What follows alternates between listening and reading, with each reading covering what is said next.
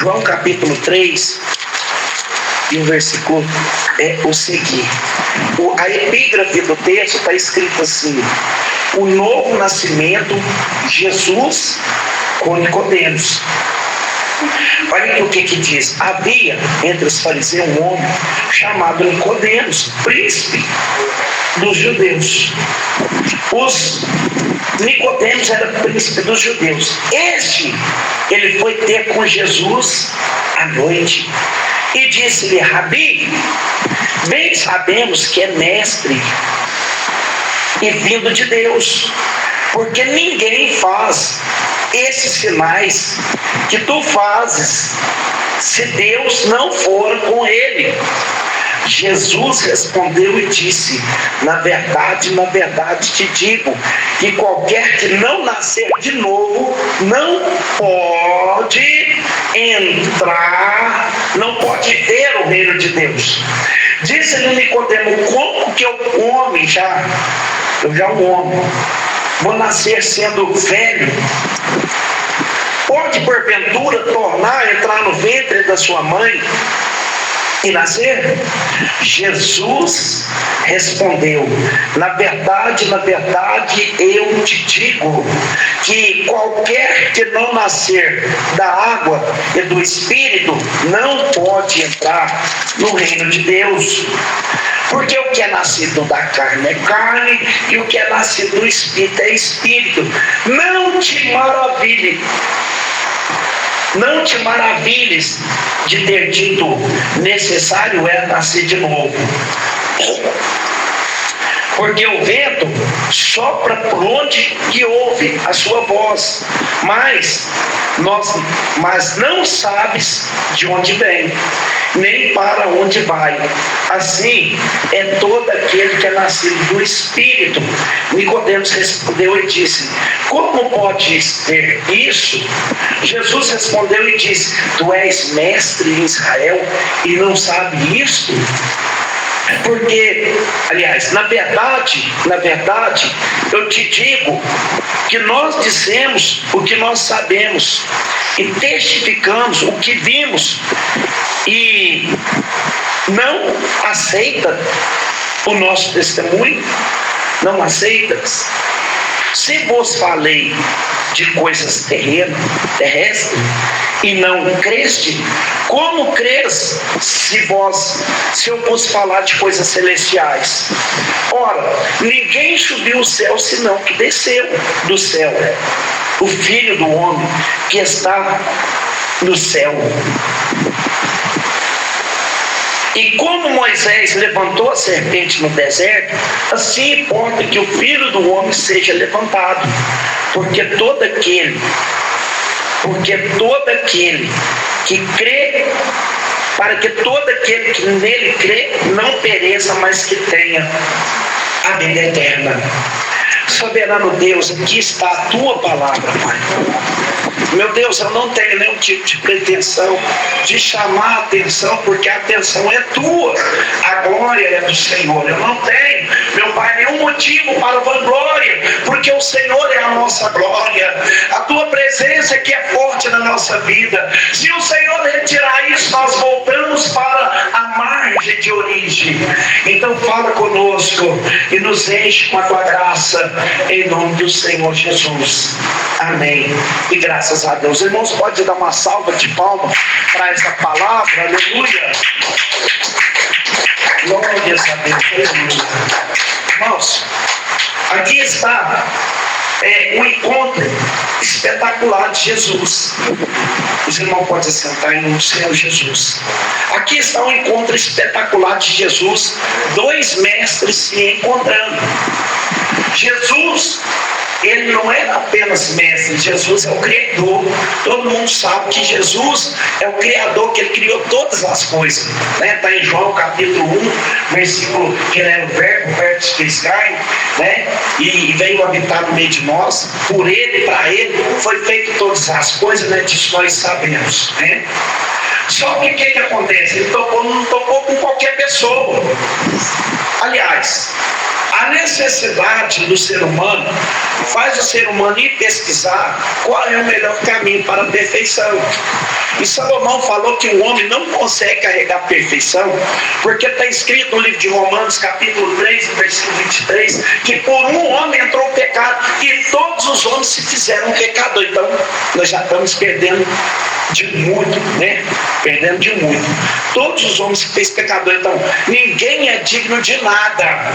De nada. Quando nós chegar diante de Deus, nós pode chegar com a roupa bonita, nós pode chegar com o perfume cheiroso, nós pode chegar com a sabedoria, nós pode chegar com o sapato de couro alemão, mas tem que chegar com reverência, tem que chegar sabendo que Ele é dono de tudo, que nada que está na sua mão é seu, foi emprestado por Ele. Então nós temos que ter esse reconhecimento que é dele, por Ele e para Ele são todas as coisas. Aleluia, Jesus. Aleluia. Então, ele não teve tanta essa percepção, primeiro porque ele era um mestre. Quem que era mestre? Mestre, irmão, é aquele que guardava os 10 mandamentos da lei de Moisés, ele citou aqui, e mais os 613 preceitos. Quem que eram os preceitos? Coisas positivas e coisas negativas que todo judeu tinha que ter a percepção. É igual nós temos que guardar a palavra de Deus, né? Está escrito lá em Salmos 119, versículo 109, 110, se não falha a memória. Fala assim: a tua palavra escondi guardada no meu coração para não pecar contra ti. Então nós temos que guardar a palavra, não é verdade? Para ser salvo, para ser conhecedor. Mas nós temos também que guardar a lei do Código Penal, que é a lei jurídica, né? Tem coisas que nós podemos fazer, né? Tem infração que se você cometer vai ser penalizado. Pode contratar advogado que ele não vai conseguir remover a sua condenação. Por quê? Porque é causa irremovível. Não combate defesa, né? E tem coisas que você faz, você erra, só que o advogado vai entrar, né, com a defesa. Talvez ele não aceita na primeira instância, você recorre, mas na segunda instância você vai ganhar o favorável. Essa era a lei dos preceitos. Os preceitos é as leis de Israel, que era 248, que era positivo, que o homem podia fazer, que era aprovado pela Bíblia e pelo juiz, que era o Sinédrio. O Sinédrio era formado por 72 componentes. Todos eles eram mestres. Todos eles tinham que saber a Bíblia de ordem crescente, né, que é do Gênesis para Apocalipse, né, mas também tinha que saber dela decrescente, tinha que saber dela voltando. Ele tinha que saber entrar no livro de Gênesis, explanar todo o livro de Gênesis. Ele tinha que saber entrar no Êxodo, explanar o Êxodo, explanar o Levítico, explanar o Número, explanar o Deuteronômio, assim sucessivamente. Ele tinha que saber explicar cada tópico da Escritura. O mestre, meus irmãos, para ser mestre não era fácil. Ele tinha que guardar os 613 preceitos e os outros 365 preceitos negativos. Então isso aí ele já sabia. Para ser mestre ele tinha que guardar isso. Quer dizer, ele passou. E ele era mais do que isso, por quê? Porque ele era o terceiro componente da ordem crescente. Tinha 1, 2, 3. Anás, Caifás e Nicodemos. Ele era o terceiro componente do Sinédrio. Quer dizer, ele estava encabeçado um dos maiores mestres de Israel. Mas o que ele fez? Ele falou: eu sou mestre, eu sou um cara conhecedor, eu tenho conhecimento amplo, eu tenho uma admiração ampla, eu tenho respeito, eu tenho uma parte da cidade que é meu, está no meu nome nas escrituras. Mas ele não teve coragem de chegar diante de Jesus no meio de todo mundo. Ele esperou escurecer, escondeu no meio do mato. Ele sabia por onde Jesus passava. E quando Jesus terminou, talvez para fazer uma oração, talvez não sei o que Jesus estava fazendo, ele sai do meio do mato e endereça a palavra com Jesus. Aí ele começa querendo louvar Jesus, falando que Jesus era mestre, porque todo mundo ficou impactado por Jesus. Por que eles ficou impactado? Porque Jesus, o tempo meu é pouco, mas vou tentar explicar isso aqui. Jesus, quando ele entra no Rio Jordão, aliás, João Batista estava falando: eu não sou digno de desatar as correntes daquele que virá, após mim e tal, porque eu batizo com água para arrependimento do pecado, mas veio um após mim, cujo eu não sou digno de desatar correias dos alpacas, ele vos batizará com o Espírito Santo. Nisso passou o dia inteiro. Quando chegou no finalzinho da tarde, no capítulo 1 e no versículo 29 do mesmo livro a qual lemos, está escrito assim, aí ele fala assim, aí Jesus chega na fila do batismo, aí João aponta lá de dentro e fala assim, eis o Cordeiro de Deus que tira o pecado do mundo. Aí todo mundo olha e fica caçando cordeiro, todo mundo fica caçando cordeiro, porque João estava olhando com o olho espiritual e o povo não tinha percepção para isso. Paulo falou assim que o homem natural não entende as coisas de Deus, porque ela só pode discernir espiritualmente e por ninguém ele será discernido. O homem espiritual não consegue falar a mesma língua do homem natural. Se você for falar uma língua que você conhece através do Espírito de Deus, através da Bíblia, com a pessoa fala, ih, chapou, viram damos mesmo, sabe por quê? Paulo falou que a loucura humana para Deus é sabedoria, porque aquilo que é atribuído como louco, Deus faz as coisas loucas para confundir a sábia, faz as coisas fortes para confundir as aliadas fracas, para confundir a forte. Deus faz as coisas desprezíveis para confundir as que são. Então, nenhuma carne pode se gloriar diante dele. Aí Nicodemos começa a conversar com Jesus. Jesus já dá uma cacetada logo de começo. Jesus fala assim, em verdade vos digo, se não nascer de novo, não pode entrar no reino de Deus. Irmãos, como assim nascer de novo? Porque o homem que nasce uma vez vai morrer duas. O homem que nasce uma vez só vai morrer duas vezes. Como que é isso, pregador? Descomplica isso aí para mim. Quem nasce uma vez, só no nascimento da sua mãe, vai morrer a morte natural, né, que é a morte física, e vai morrer a morte espiritual, que é a morte eterna. A pessoa vai ter a sua vida condenada, arremessada num lugar onde o fogo nunca apaga e o bicho nunca morre. Por quê? Porque você nasceu só uma vez. Mas e quem nasce duas? Quem nasce duas vezes vai morrer só uma. Como que é isso, nascer duas vezes? Você vai nascer no nascimento da sua mãe e vai nascer de novo na hora que você batizar. Você vai nascer da água e do Espírito. É isso que Jesus estava falando com Nicodemos.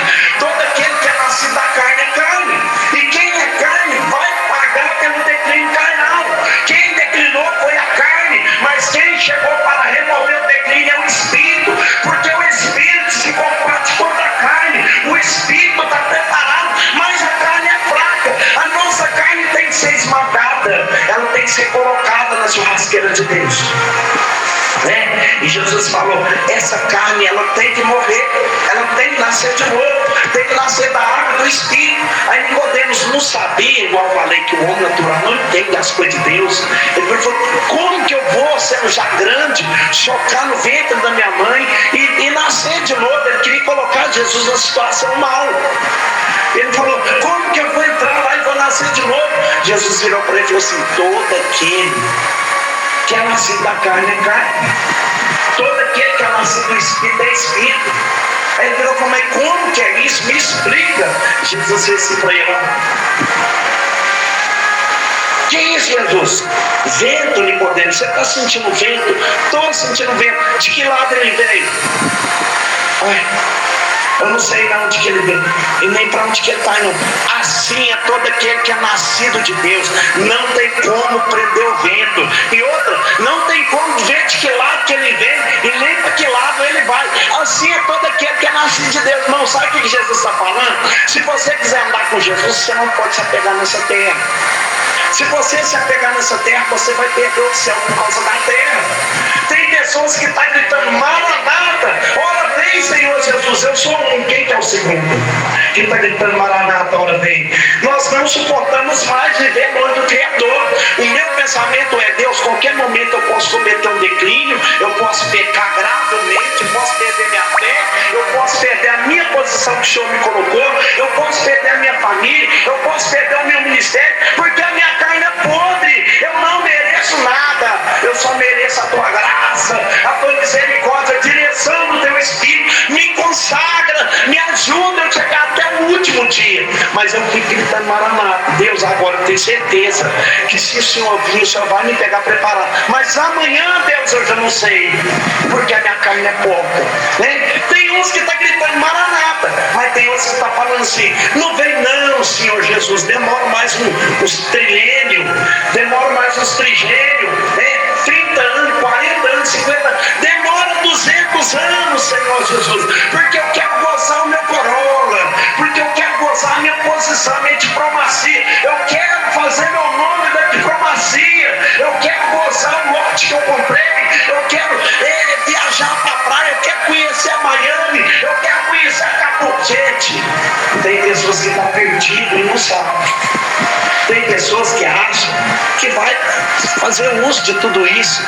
Isso é imaginação do homem. Porque se Deus quiser cortar o meu fôlego de respiração, antes de eu descer desse altar, Ele corta. Ele é dono do fôlego da respiração. A nossa preocupação tem que ser com isso, meus irmãos. Porque quando você partir aqui, não tem purgatório, não. Não tem purgatório. Quem te falou isso mentiu. Não existe purgatório. Purgatório, sem querer desfazer, não existe para quem quer ver a Deus. Porque purgatório é o que, pregador? Purgatório é um lugar onde a pessoa fica presa por causa dos seus pecados. Assim diz a tradição aí, né? Tradição romana. Você fica preso por causa do seu pecado, mas aí na missa de sétimo dia, alguém vai lá oferecer a missa de sétimo dia, seu pecado vai ser expurgado e você vai sair do purgatório e vai entrar num lugar de gozo. Se esse purgatório existisse, você chegou 4 dias atrasado no velório de Jesus, porque Jesus ressuscitou no terceiro dia. No terceiro dia Jesus ressuscitou. Então não tem purgatório. Sabe o que o escritor aos Hebreus fala?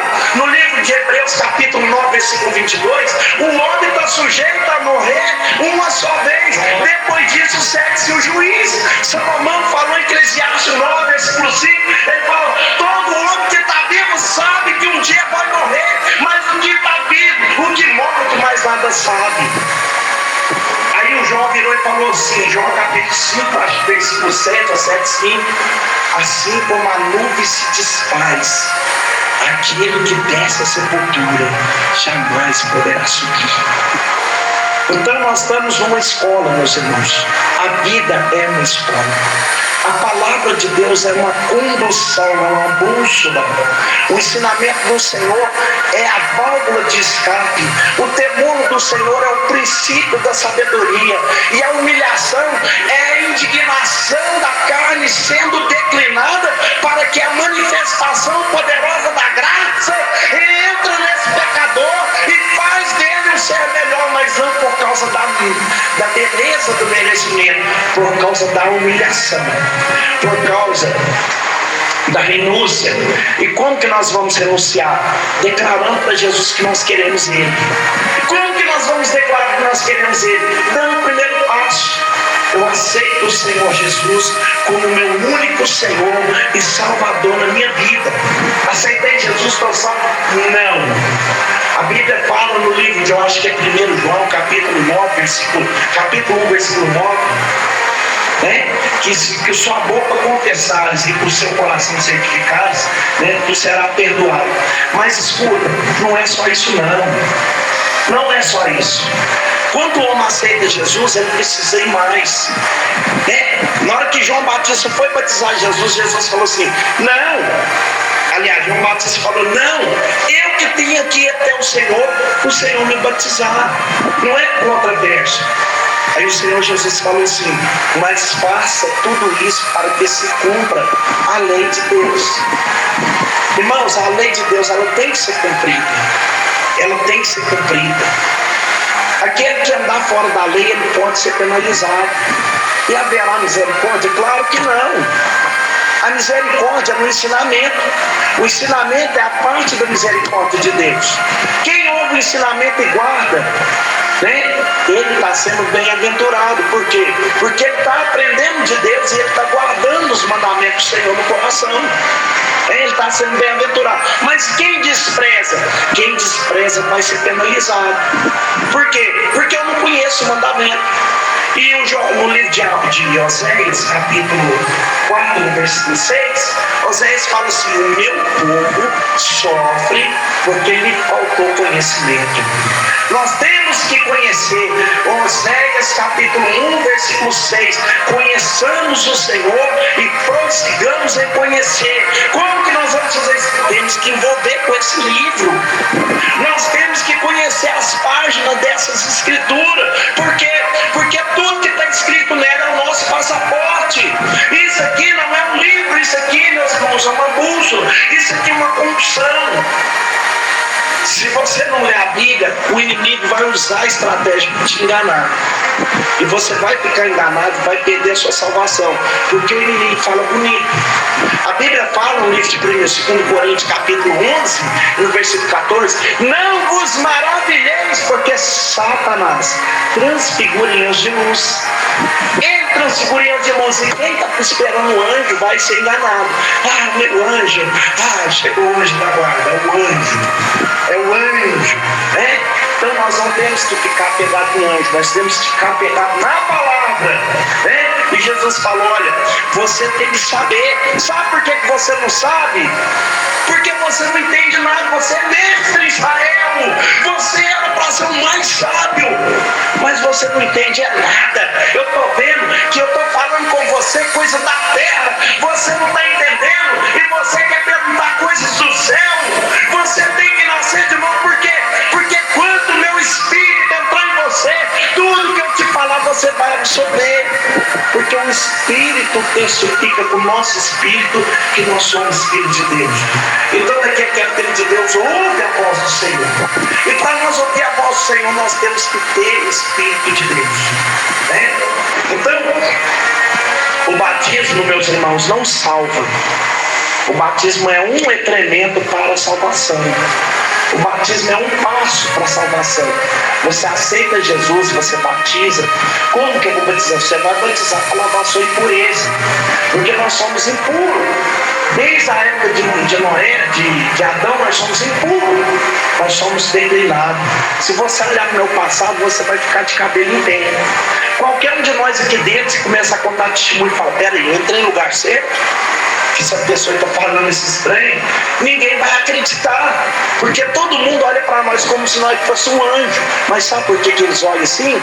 Porque a primeira olhada que eles vê, eles não veem esse pecador, eles veem a graça de Deus em nós, eles veem a misericórdia de Deus em nós. Porque se essa imagem e semelhança de Deus sai de nós, aí vai transparecer o que mais é. A gente vai começar a refletir a nossa podridão. Ele é a graça, Ele é a essência que maqueia nossa podridão. Ele limpa, Ele tira, Ele purifica, né? Então, meus irmãos, o batismo, ele é uma parte da salvação. A pessoa que passa pelo batismo, ela está mais próxima de ser batizada com o Espírito de Deus. E quando ela é batizada, às vezes acontece antes, eu já vi isso. O nível de entrega que vai declarar o que a pessoa vai receber, né? Eu já vi, eu fui batizado antes de ser batizado. Antes de eu ser batizado nas águas, eu fui batizado com o Espírito Santo. Porque eu queria muito mesmo. Queria muito. Tanto que é que eu tinha revólver na minha casa, eu peguei meu revólver, joguei dentro do rio. Aí quem faz isso? Ninguém faz isso. Eu fiz, eu peguei meu revólver, taquei lá dentro do rio. Falei: não, para essa vida nunca mais eu volto. Peguei a droga, taquei fogo na droga.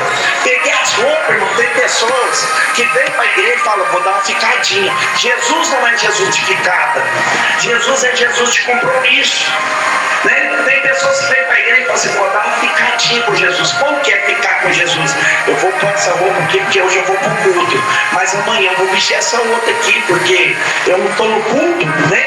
Eu vou dizer, o culto que você serve a Deus diante do Senhor é o culto que você leva para casa. O Espírito de Deus que te consagra aqui, que fala em línguas angelicais na sua boca aqui, é o mesmo que vai estar contigo dentro da sua casa, é o mesmo que vai te usar para cantar hino, para comover o coração do seu vizinho, do seu parente, do seu ladrão, do estudante que estuda na mesa ao lado. É o mesmo Espírito que vai te fazer você diferente, né? Então tem pessoas que falam assim, se não der certo, eu quero essa roupa de igreja e volto para a roupa que eu já tenho um hábito. Por quê? Porque ela desenha o meu corpo, porque ela me dá origem, porque ela me dá significado. Sabe o que é isso? É pensando nas coisas da terra. E quando nós pensamos nas coisas da terra, nós vamos passar o que a terra vai passar. A Bíblia diz no livro de Pedro, capítulo 3, que o fogo de Deus vai queimar essa terra aqui, vai queimar a terra raiz. E o homem que tiver envolvido com as coisas da terra vai ser penalizado na condenação eterna. Eterna, pregador. E como? De corpo e de alma. O corpo e a alma. Isso é bíblico? Mateus capítulo 10, versículo 28. Não tem mais um homem que tem poder de matar o corpo, mas não sabe o que faz com a alma. Temei antes aquele que tem poder de lançar o corpo e a alma no fogo do inferno. Aí Jesus vem no capítulo 9 de Marcos, no versículo 41, fala assim: e lá o bicho nunca morre, e lá o fogo nunca apaga, e lá haverá choro, gemido e ranger de dente.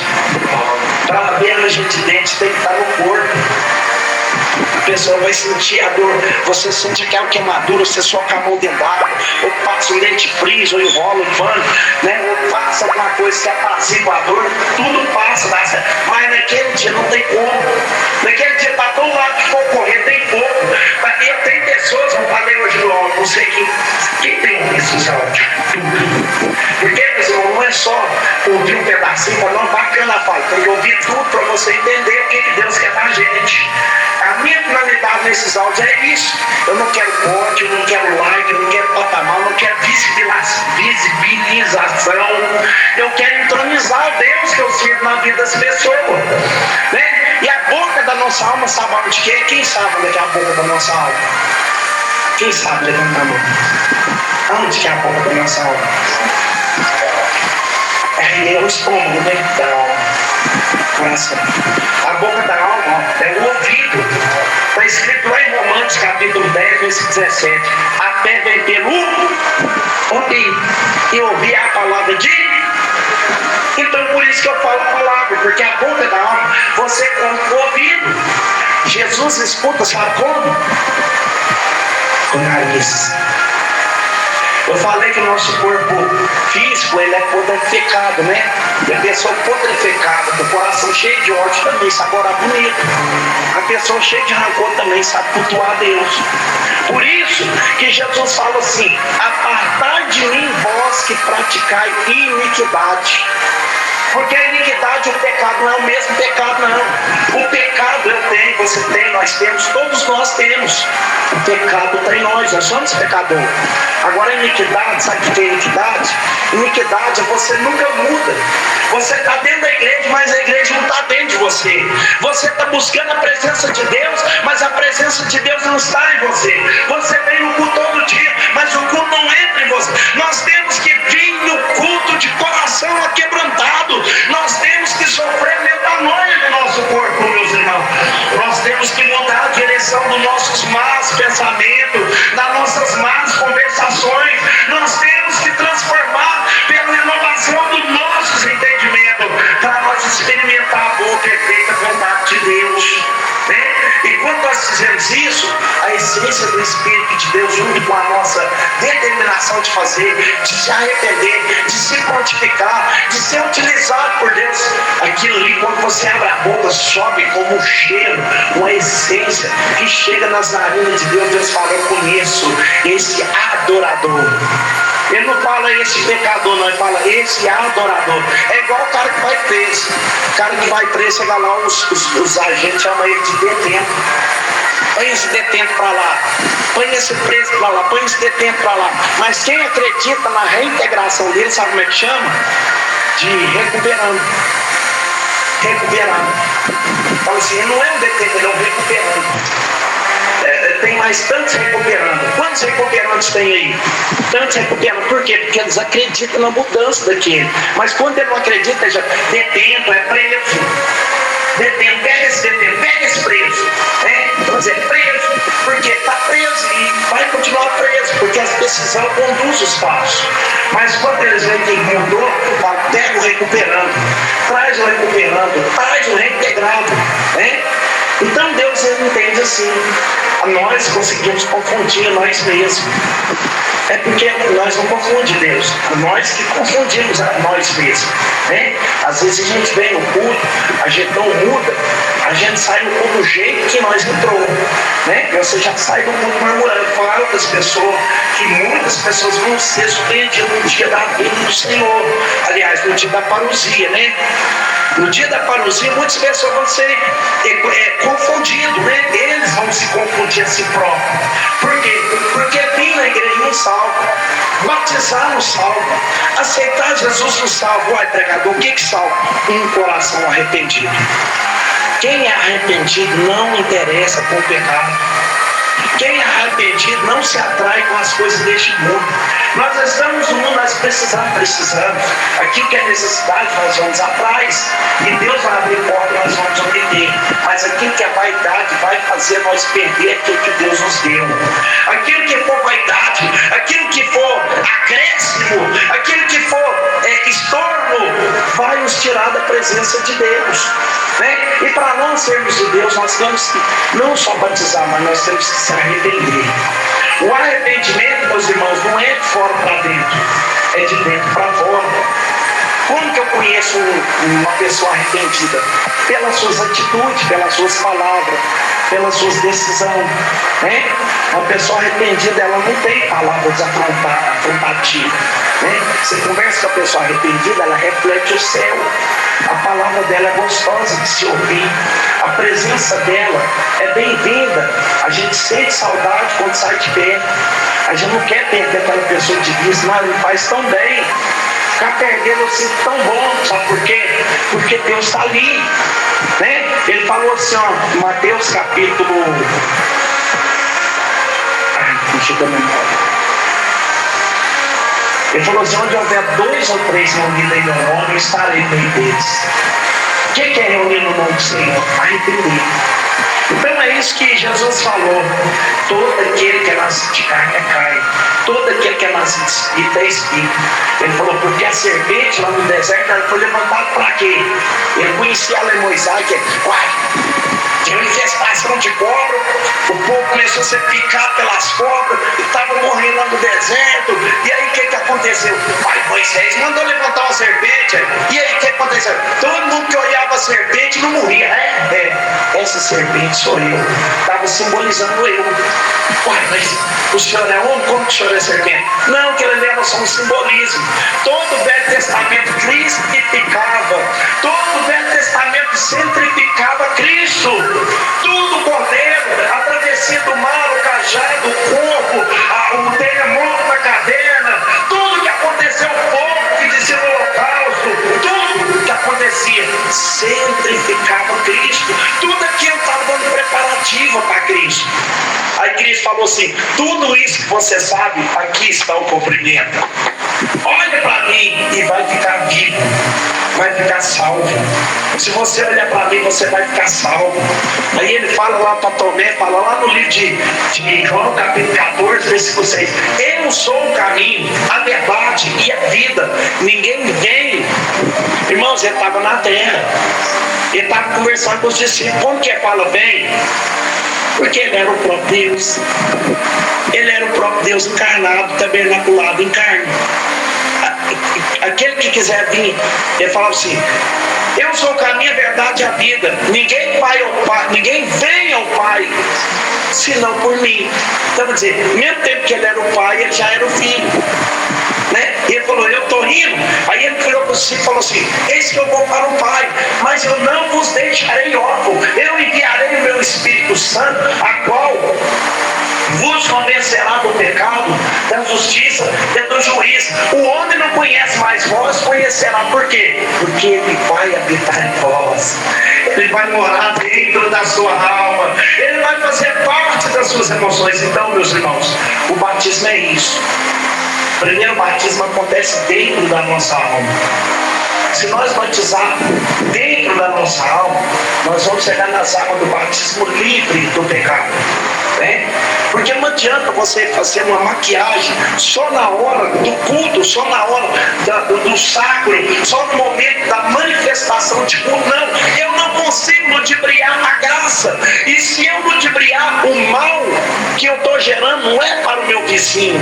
Eu vou pecar, eu não vou levar a irmã Vilma para o inferno, e nem vou levar o irmão Paulo, e nem o irmão Zé da Silva. Eu vou sozinho.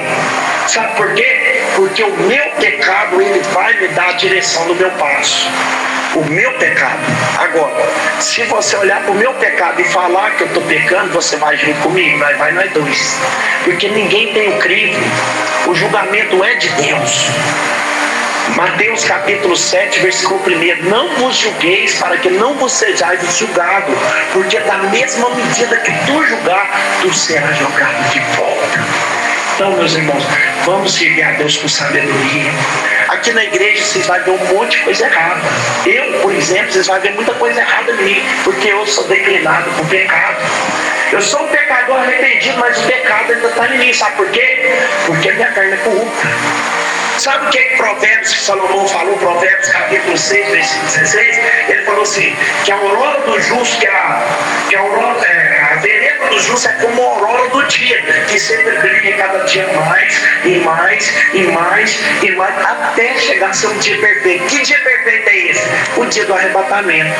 Quando o seu corpo estiver incorruptível, se estiver transformado para ser arrebatado, aí você pode falar, nunca mais, nunca mais, miséria e dor, sofrência e dor, nunca mais, nunca mais, nunca mais. É só depois que você conquistar o corpo contigo.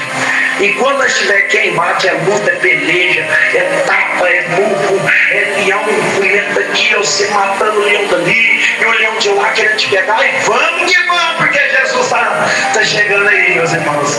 Amém? Irmãos, vamos já fazer a oração da fé. Mas, antes da oração da fé, eu gostaria de saber se alguém trouxe uma oferta para apresentar ao Senhor nosso Deus, né? Porque a nossa igreja, ela é carente da nossa própria ajuda. É nós, com nossos benefícios que Deus nos dá, que mantemos a porta da nossa igreja aberta. Então, você que pode... Você que pode ofertar, não estou estimulando valor não, é que você puder ir, amém? Vamos apresentar nossas ofertas, tá? Irmão, você sabia que até oferta para apresentar tem que ter arrependimento? Quem sabia? Deus ele não é pegado no dinheiro não. Eu entendi mais uma oferta,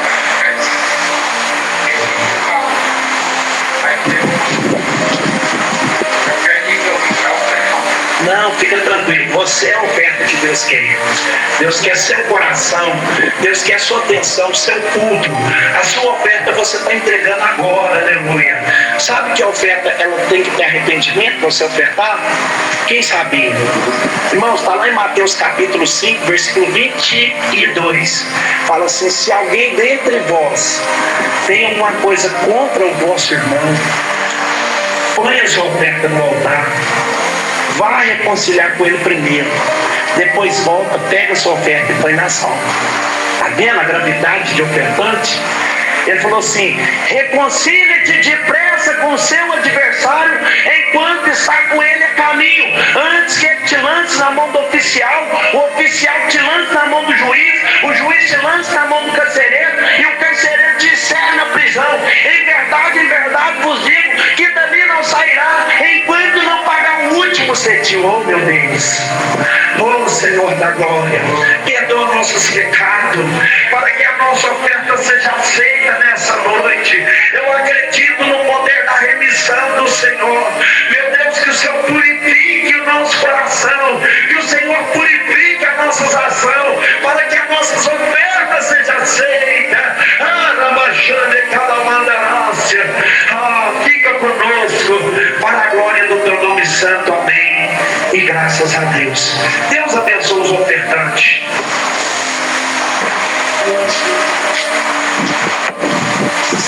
Vamos já fazer.